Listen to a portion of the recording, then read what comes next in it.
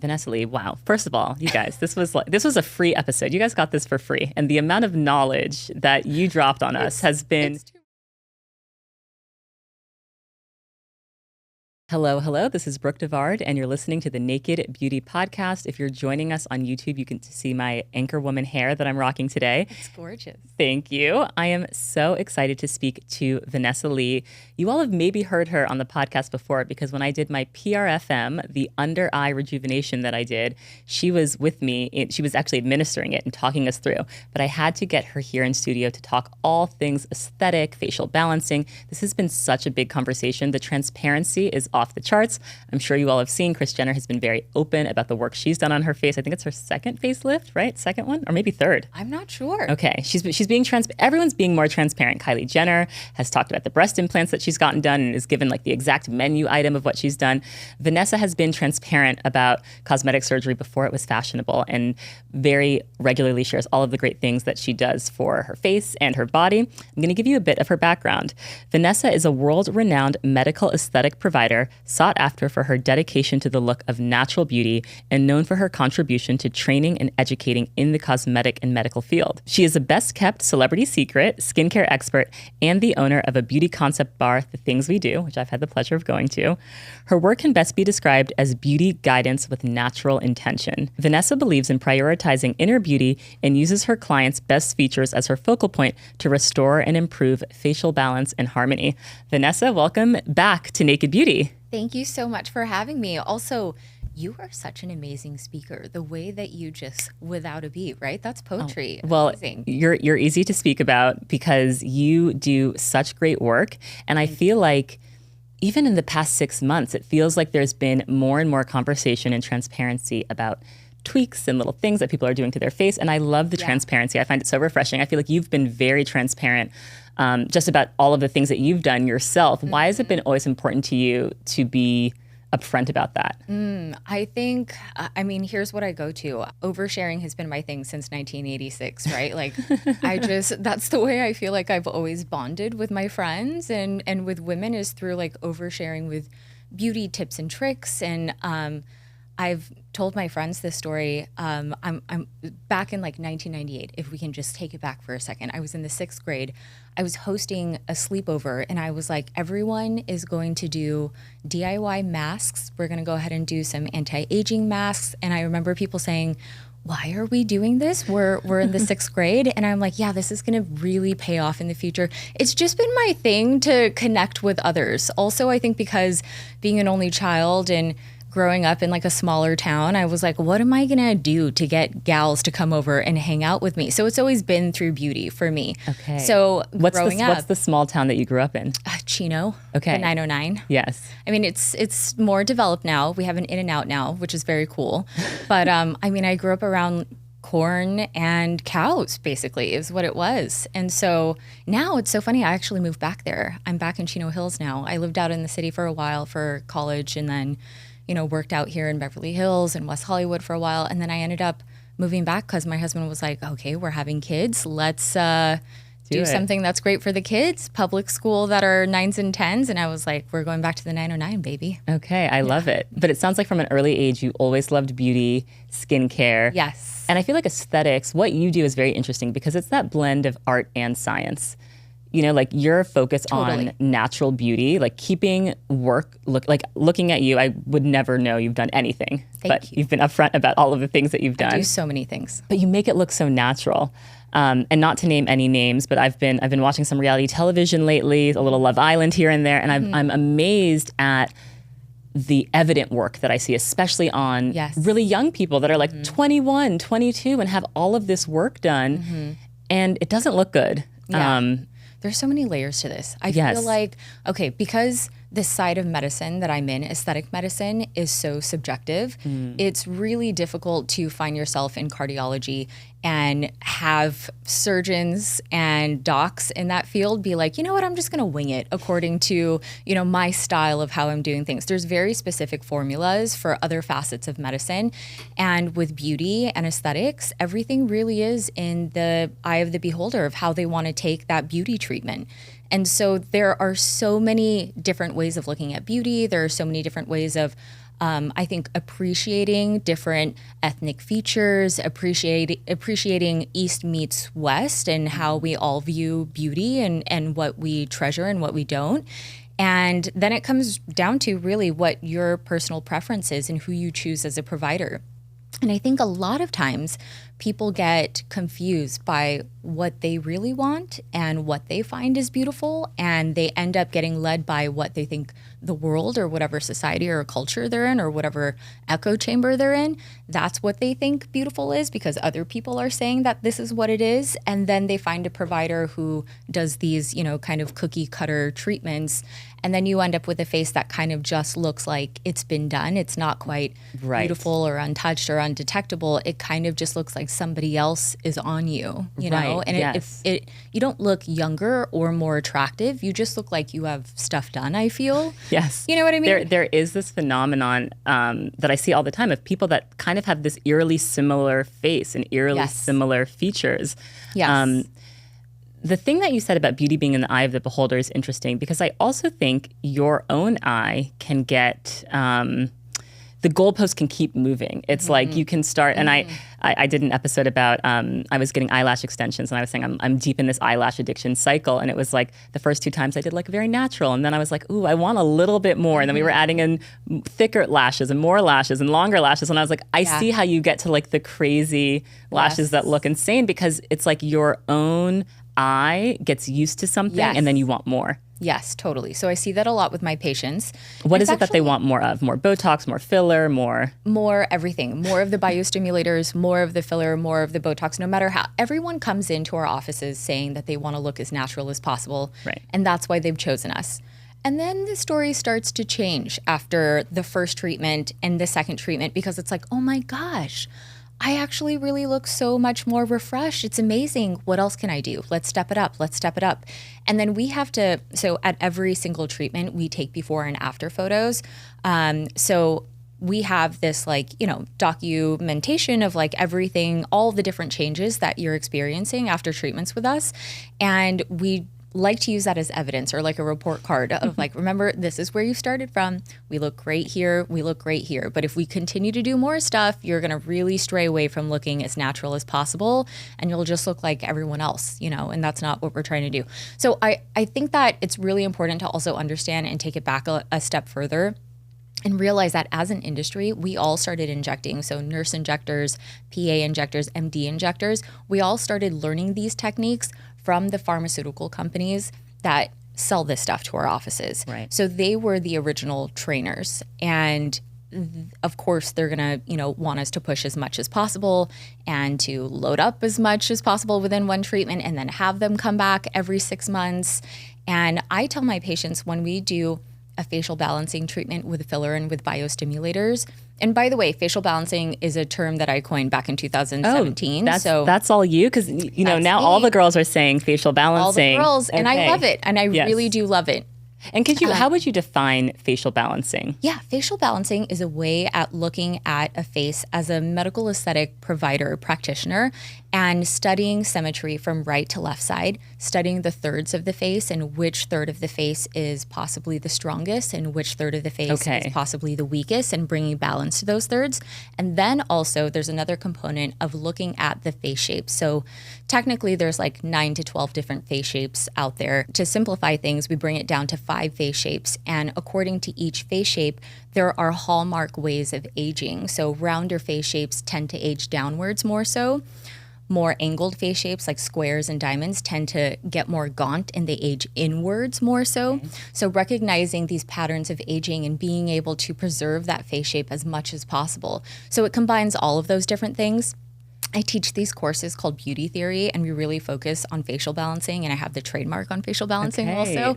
And I think that people use facial balancing as just now on social media as like, oh, we're doing facial balancing for her, and I just see injections everywhere, and it turns out kind of weird. So there is a very specific meaning, and it really is to harness that person's natural, whether it's conventional or unconventional beauty, harness that beauty and preserve that and maintain it as much as possible. Okay. Well, I'm going to take advantage of the fact that we are in the studio. What face shape would you say that I have? And if you were going to balance my face, what would you do? You're diamond. I'm a diamond. Okay, you knew that. You just knew that instantly. I'm You're like looking to my diamond. camera. Okay, so I'm a diamond face shape. So what does that mean? So diamond face shapes tend to be a little bit more narrow on the top and bottom of the face, and they have a little bit more width towards the temple and top of the cheek. Okay. And diamond face shape, you have a little bit of heart to you because you have a little bit more of a rounder malar fat pad, like a little bit more of a rosiness and fullness to the cheek than most diamonds typically have. Okay. But I would say this, a diamond is the most sought after face shape. Patients ask for it all the time and they don't even know they're asking for it. They're constantly asking for a more defined jawline. They're constantly asking for lifting in the face toward elevation towards around the temples and around the upper cheek zone. I would say to balance you further, I wouldn't do anything. That would be silly. Why mess with a good thing? Okay. I always tell my patients, and you know Sir John very well, I talk to him all the time. I'm Yes. like, you know what, we just don't need to fuck with a good thing. Like Yes. just leave it where it is Right. and then preserve as much as possible. So we've talked about the PRFM treatments before, Yes. the platelet I rich wanna come fibrin back to do matrix. more. Please do. That's Yes. a beautiful skin strengthener. But as far as diamonds, the aging pattern Yes. tends Tell to me be, how will I age? yeah, it tends to be, their concerns are always around the eyes and around the mouth. So we can say that for a lot of different face shapes, but for diamond, that's where we see just kind of a hint of thinning of the skin, a hint of shadowing starting to pop up, more so in those areas versus other areas of the face. I'm a natural round, so aging for me doesn't come towards the mouth area. The mandible zone doesn't really bother me so much. What bothers rounds more so is the jawline and the jowl space. Yes. So I can have no nasolabial folds probably into my 50s and 60s, but I will jowl. But I won't because I had them removed surgically. Yes. Well, let's talk about that because I've been on the skincare addiction Reddit for years and years and years, but I just too. recently joined the 35 plus skincare yeah. Reddit. And I'm so on the 45 plus. oh wow, okay. I want to know what they're doing so that I can start doing it now. because you're only so I won't 39, ever- Yes. but you're like, okay. Yes. So if you're on these kind of other skincare Reddits, you see a lot of conversation is about joweling. There is so much concern that people have about jowls, this area around their mouth. I've heard of people doing like facial tightening. Some people say, do I get buccal fat removal? But there's a lot Had of that too. Okay, so tell us about the jowl mouth area and what you've done. Love to. I'm so passionate about it. So the true jowl is right here in this area. So if you take the corners of your mouth and then come all the way down, the jowl is just behind it. So if you're working back closer towards the back of your jawline, it's right here in this zone. Okay. So when people actually get jowling and come into the office for a treatment for that, it's when the gel, that fat pad, is starting to sink lower than the actual jawline. So now you have this bit of hammocking underneath the jawline, and it's this fullness that's surpassing your jawline. So now you have an uneven jawline, or there's like a lower inferior bump. I see. Okay. But some people naturally just have fullness here in Yes. comparison, and that's not true jowling. That's just we have a natural fat pocket here, and we don't have a fuller fat pocket closer towards around the mouth. That's more muscle. So as we age, the muscle becomes a little bit more pronounced. The area next to it is where the fat is, and that area starts to look demarcated in comparison to the mouth zone. So as far as diamonds, they're always worried about usually nasolabial folds and then a little bit of marionette because there's not a lot of fullness and subcutaneous fat tissue within that zone to begin with. Okay. And also diamond face shapes tend to be a little bit more slim. So that's where it tends to show up. But I think everyone over time starts to talk about that area, and it's so natural because as we age, the tissues are shifting down and forward.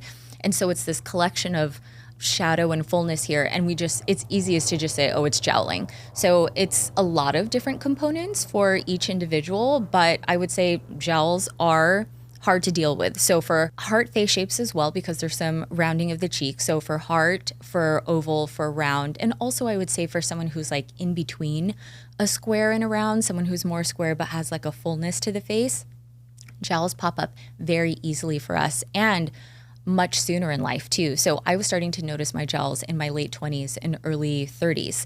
And I went to go visit a plastic surgeon who is Dr. Sharmila Sunder. And she's in Beverly Hills. She's wonderful. Also, woman of color, brilliant mind. And she is double board certified facial plastic surgeon, and she was chief of her residency at Stanford. So she's like a genius. Okay. Plus, We she love just it. looks so natural and so lovely. And I was like, whatever this woman is doing, I need her to do 5 times to my face. Yes. So I went to go see her. And she was like, we're not doing anything for you. You're so young. And I was like, can you just give me a moment, study my anatomy, tell me. And she's like, you know what? Let me see a picture of your mom or your aunts and your grandma. Let me just like see what your lineage is like, what your genetics are. And I showed her a photo and she goes, oh, we've got to do this. And I was like, I know, like, because their jowls were to the ground. And I was like, I know what's going to happen to me. It's just my genetics. Let's do something. So we ended up doing jawline liposuction. And we ended up also doing platysmoplasty. So she took my neck bands, sewed them together, and pulled them back. So I have a longer floor of mouth. So it gave my, I would say, jawline a little bit more space because my neck bands were so forward. And that went so well, and we were just talking about this, that I was like, what else could we do a year later? And she was like, I don't think we do anything. I think you're great. And then I was like, can I just show you what I'm starting to see over time in the women in my family? And she was like, well, yeah, that's the buccal fat. And that starts to shift towards the jowl space and it starts to push on that zone. And so she was like, listen, I'm not a fan of removing buccal fat, but I can reduce your buccal fat slightly so that you still have some beautiful fullness as you age, because you are going to need that. I think that's so important because I think in a lot of people that get the buccal fat removal, like those beautiful baby faces that like are full kind of make you look more young and youthful. And then you can kind of get this very gaunt appearance when you remove that. Yes. And it just ages you. Yeah, and you look tired. Yes. So I was so happy that she was looking out for me. And I was like, great, let's do it tomorrow.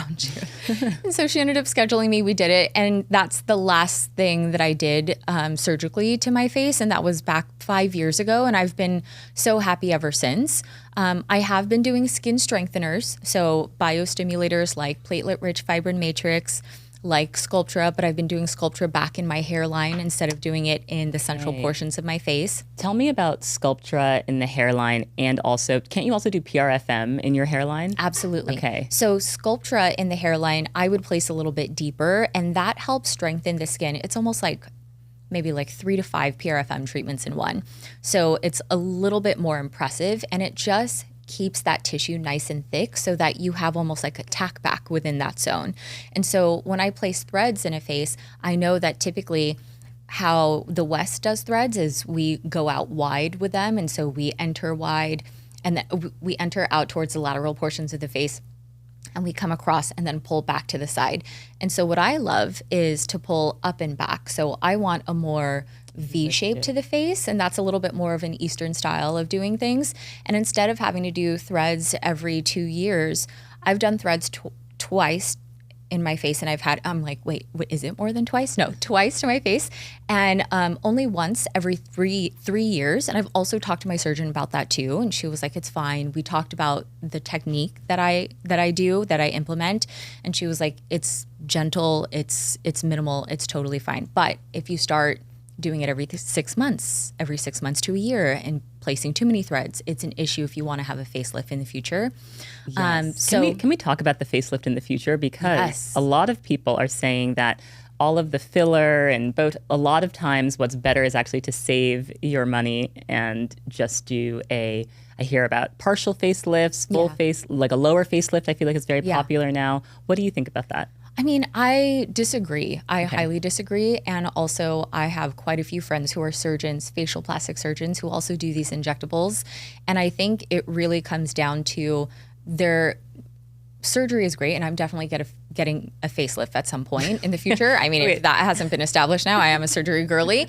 I'm going to get one in the future. But I also think that there are specific layers that are aging in the face, and they're all needing different types of attention and treatments. And I think if you do things tastefully and you also treat those areas just to what they need instead of overextending or overfilling or overtreating, you're just preserving yourself a little bit more so that when it's time for facelift, your tissues are in great shape and are going to respond beautifully. So I think if you just age completely naturally with nothing, that's totally fine and that's a choice. However, it's a little bit more heavy lifting. And also, I like things to be so undetectable that when I have it done, I want people to just, when I'm done healing and I come out of my cocoon, I want people to just be like, oh my God, did you lose weight?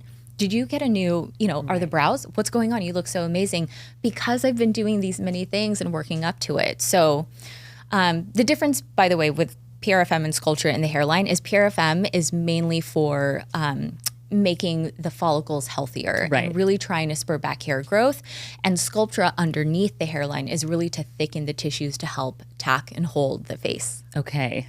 I feel like I have this whole list of cutting edge services that you offer that I want to ask. So we've talked about PRFM and PRP. What about lasers? I feel like especially for darker skin, one of my most commonly asked questions, people say, Brooke, what laser? And I say, I haven't done lasers because I'm terrified. Yeah. And so I'm just sticking to my skincare for now. But what do you think about lasers for darker skin? Yes, there's one laser in particular that I think is absolutely safe for darker skin, is made for skin of color, and is probably the only true laser that we're going to have at the things we do. It's called the PicoSure Pro by Cynosure.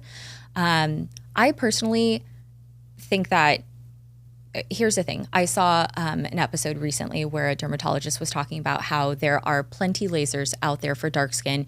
It's just not marketed for dark skin, and we can now change the setting so that it is safer. It's just not as strong. And for me, that's cutting corners. And so it's not for me. You know what I mean? So if it's not marketed to me and others, and it's not meant for me, and you have to do all of this Jimmy Johnning and getting, you know, really creative with things, then it's not as safe. And also it's not meant for me. And maybe a specialist could make it safe for someone, but the bottom line is that's not the standard for everyone. And if you're not equipped with those settings, then this machine is meant to harm darker skin. So I would say PicoSure Pro is really wonderful because it's acoustic sound wave and it's fragmenting hyperpigmentation. So it's for the treatment of hyperpigmentation and for smoothing skin tone and texture, improving that. PicoSure Pro specifically is used to break up all of that hyperpigmentation that you have from breakouts or even as deep as melasma within the tissues. And that hyperpigmentation within your skin is now fragmented and is so tiny that your skin from the inside can now eat it. Your macrophages can eat it, and you just release it through your lymphatic system. So you're going to be peeing and sweating it out versus having a lot of, ablative treatments and then having it slough off and having all that downtime.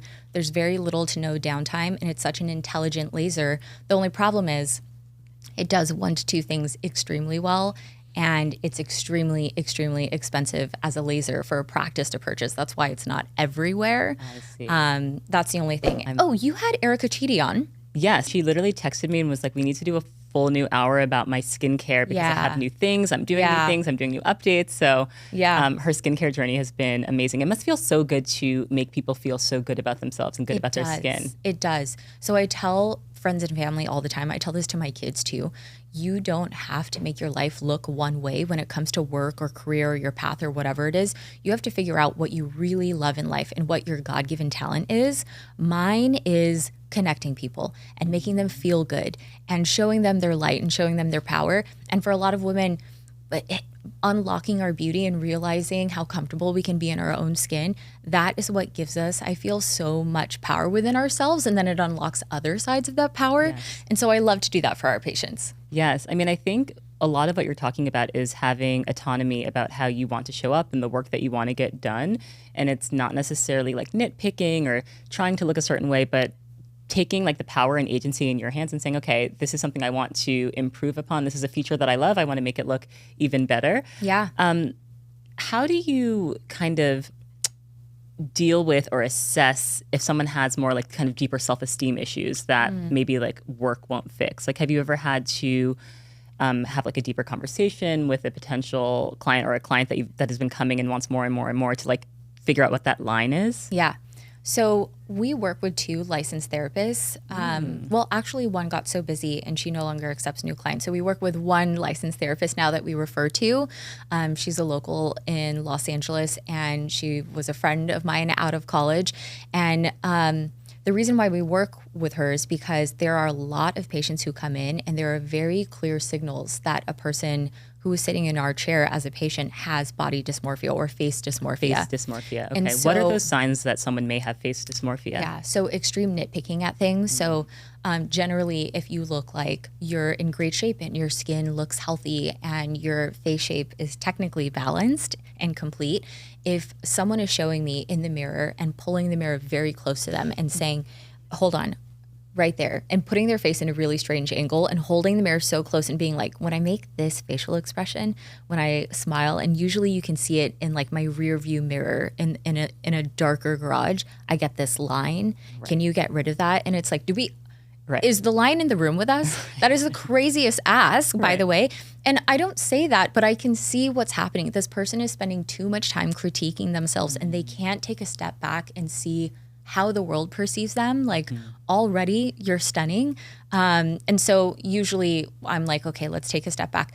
If we do this treatment and we get rid of this line, do you think you are actually going to look younger and more attractive? And usually with someone with body dysmorphia or face dysmorphia, they'll say, I don't know.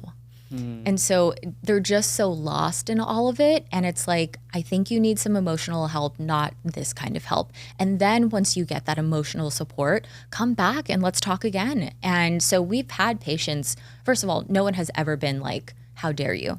Usually people are like, grateful. I know that I'm really weird about certain things. Thank you for offering that. And we've had a few patients come back after some time and be like, I'm so glad you sent me to that person. I'm so glad I saw Stephanie. Thank you so much. I think I'll just do some skincare. I think I'll just do some, but I just wanted to come back and see you and say thank you. And that's been really, really rewarding for us. And that's the true way of working on beauty is like, let's figure out what's going on in the inside. All of that is connected, and how we show up for ourselves in the inside, emotionally, mentally, that reflects in our skin and in our face and in the emotions we most portray that starts to wear on the face. Oh, absolutely. Now, I just zoomed right past this biostimulator in your hands and all of the stuff that you did in Korea. Well, you were talking about that doctor in Korea that's so hard to see. No one can get an appointment with her, but that is you in LA, Vanessa. People they'll say, I'm trying to get in with Vanessa. Like, how do I see her? Her schedule's booked. She's packed. Everyone comes to see you. I know. And I think your staff, all of your staff is extremely talented. You train them each personally. If someone is coming into the things we do and they just want, they're in their 30s, maybe early 40s, they just want a little like spark, a little lift. What are treatments that you recommend for everyone? Okay, great. So these are the treatments that I say, if you are 30 plus and have skin, this is for you. Okay. Yes. So one is PRFM. Yes. So platelet-rich fibrin matrix, not this PRF Easy Gel, PRF wannabe PRFM, you guys. The PRFM is the true PRFM that is trademarked by the company Self-Fill. So all this other stuff doesn't last as long. It's not as powerful. It's made from platelet poor plasma, not platelet rich. And who wants platelet poor? No, thank you. So the PRFM is great for skin thickening, for skin strengthening, for making sure that that scaffold of the skin is as young and healthy as possible.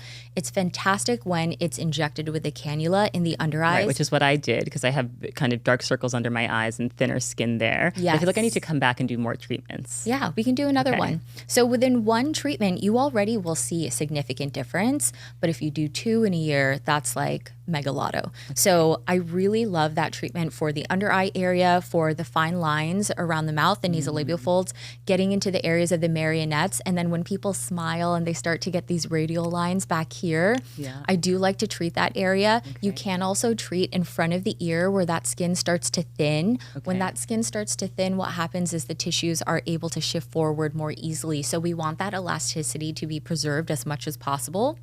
And then Sculptra is a biostimulator that I love to not mess with it everywhere in the face. You'll see these like Sculptra diehards that's like, you can put it anywhere. It's like, you remember that movie Meet the Fockers? Like you can milk anything with nipples. You can't. You can't. So I like placing it towards the hairline in the outer portions of the face that really need some heavy lifting as far as like making sure the collagen is as protected as possible, but leave the delicate stuff towards the center of the face to PRFM.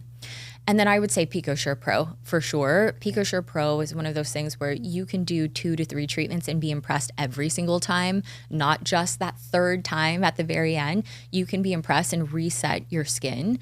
And then I would say those are probably the two or three most important things. I feel like Botox, I love Botox so much. I love neuromodulators so much. I love the Korean tox so much called Jeuveau, which is approved here in the US now, that we've started using. I love them so much for smoothing lines and stopping super strong dynamic movement, but I don't like it to freeze the face. Everyone should have movement, you guys. Yes. And that's one thing about Korea. They're not okay with movement. They want Botox all throughout the entire face, and they want to have glass still skin. And that's totally fine. But I think for like Southern California, we love emotions. We love expressing. We love to connect through that. So I think Botox is great, but just do the right thing. Smooth things out, but don't get carried away. Yes. I'm going to ask you two last questions. I truly could talk to Please. you about all of this all day. You've been very upfront about your GLP-1 usage and how great that's been for you. And I haven't really had a conversation here on Naked Beauty with someone that is taking one. What has your experience been? My experience has been so excellent, 10 out of 10, that I bought stock in the company. How about that? I'm not even kidding you. So about a year and a half, I was at Shawnee Darden's. She was having a barbecue. She's a good friend of mine, and she's a great esthetician here in Los Angeles. She's a great host. Was it at her house? She is. Yes, she is. And she was like talking to me about this, and she's like, there's this new weight loss thing that everyone's talking about. And I was like, I usually know everything about everything. What is this? And I had just completely healed from a surgery. I had a breast lift. And then the year before that, I had a mommy makeover. So I had like a tummy tuck and 360 lipo, among some other things. And she was like, it's weird that you don't know about this. And then I ended up researching it, and I was like, hold on, I actually really love this, because I was reading that it minimizes inflammation. It, stops a lot of like the food chatter in your mind, like all of that. And I was like, let's try it out. I ended up here's the thing. I spoke to my general practitioner first about it. Mm-hmm. And she was like, you're almost pre-diabetic. I can't prescribe it to you at that time. Okay, so I was feeling like my body is going through something. It's so hard for me to shed any weight. I'm eating healthy. I'm working out. I'm pickleballing left and right. How much more can I do? I'm chasing these 3 kids around the house, and it's just not dropping. And she was like, you're almost pre-diabetic. I would need you to be pre-diabetic or diabetic to give you this medication to help you. And I was like, Doc, you need me to be sick. You need me to be sick first to give this medication? Like I'm almost there. So then I spoke to a different doctor, and they were like, listen, I can prescribe it to you. You're just going to have to pay full price for it. So that was the hard part. I was like, you know what? I just want to try it and see how it goes. Not only was it so helpful for me to slowly and gradually lose weight over time. By the way, that doctor that I was seeing was like, you are going to meet with a nutritionist and a health coach every single week. That's what our program is. Mm-hmm. Because it's a lifestyle change. Because if you stop this medication and you don't go through all of that, then you're going to gain it all back. Exactly. Then what's it all for? So I ended up starting on a very low dose of Manjaro, and it was wonderful for me. But I did notice something that really surprised me. My ADHD medication, my Adderall, it seemed like it was like becoming more powerful on this. And I actually asked my doctor about it, and he was like, it's so new that we just don't know how it interacts with it that much, and it's not been studied, so I don't know, but thank you for reporting it. So I actually got off of my Adderall because I was like, I just feel like I have so much more clarity. Interesting. And I really only needed it when stuff was getting really, really intense in life and with work. I would have like the lowest dose possible of my Adderall. I actually titrated down, which my psychiatrist was like, this is wonderful. I'm really happy for you. And there's studies that are going to come out over time, how this is going to help Alzheimer's and ADHD and all of these things. I've read how it's helped people stop smoking. It's helped people drink less. It's seeming to have effects in all these areas of life. Yeah. So just within the first couple of months, I was like, I don't know what this is, but I'm buying stock in this. Oh my God, this is so amazing. And so how much weight have you lost overall? Oh my gosh. So after a year and a half, I lost 35 pounds, which I was so slow to lose the weight, by the way. I know a lot of people will, the first couple of months they get on it, they lose the 30 pounds right away. I was really, really nervous about doing that because I saw what it was doing to some of my patients' faces. I saw how it was reflecting in their skin. There was just so little subcutaneous tissue so that they were no longer plump, that youthfulness in the tissues. And so I actually, even though I was taking the lowest dose for a long time, I would skip a couple of weeks in between with the guidance of my providers also.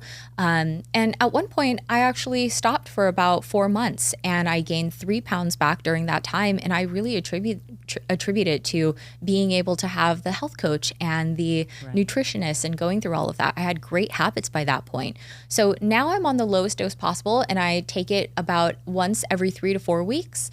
And that's just to maintain what it does for inflammation and how that helps me with my mental health too. And it's been great.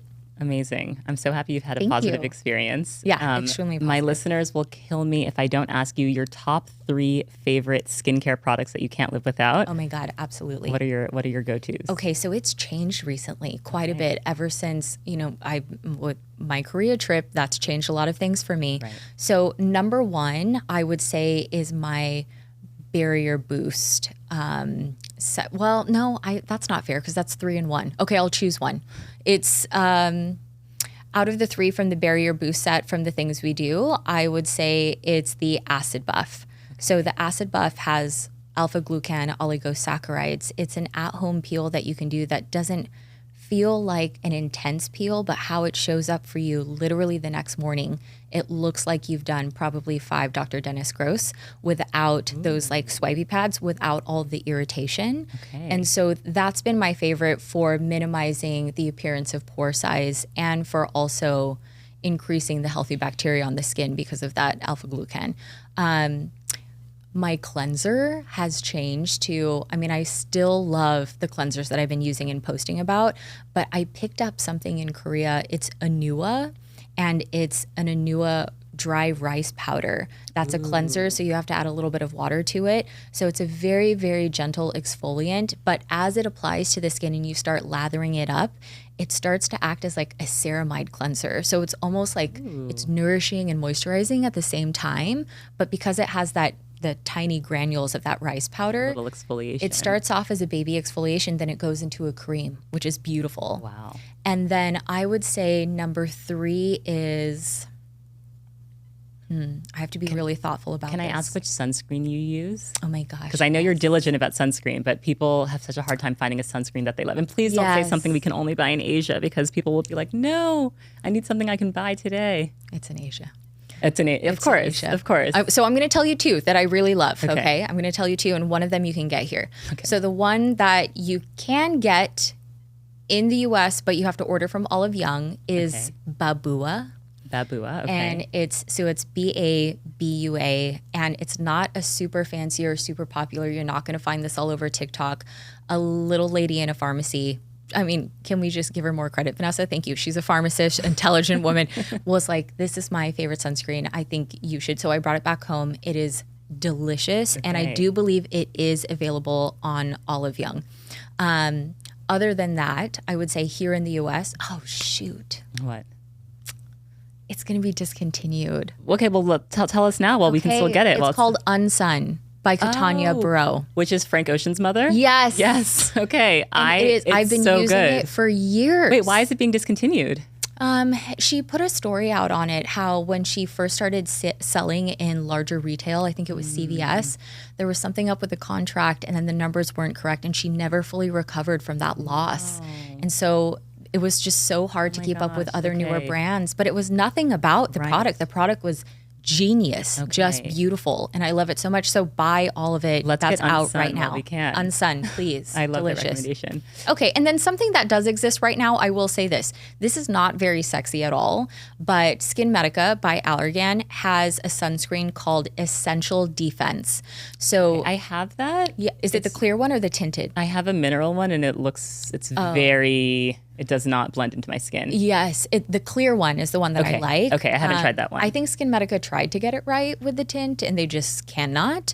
So I like the clear one, and it's beautiful. But what I like about it is that it wears really light, but is still a strong enough SPF, and there's a lot of antioxidants in it as well. So it's protecting your skin in different ways, and it's also anti-aging at the same time. Amazing. Vanessa Lee, wow. First of all, you guys, this was a free episode. You guys got this for free. And the amount of knowledge that you dropped on us has been... It's too much words. I'm so sorry. Thank you for having me. Thank you. I need you back. Like, this needs to just be like a monthly segment where we love just that. you give us the latest. I can't let you go without asking you, when do you feel most beautiful? Oh, gosh.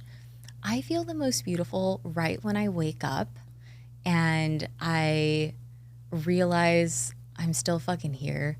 And I think as a mom, you go into existential thoughts a lot, you know? So right when I wake up, when I see that morning light and I go, what am I going to do today?